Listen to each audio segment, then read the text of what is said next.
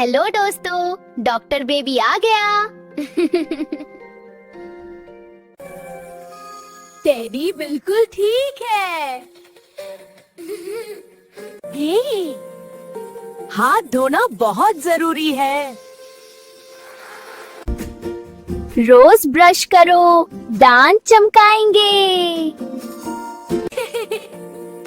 वाह, तुम स्ट्रॉन्ग हो रहे हो। फल खाने से बॉडी स्ट्रॉन्ग होती है।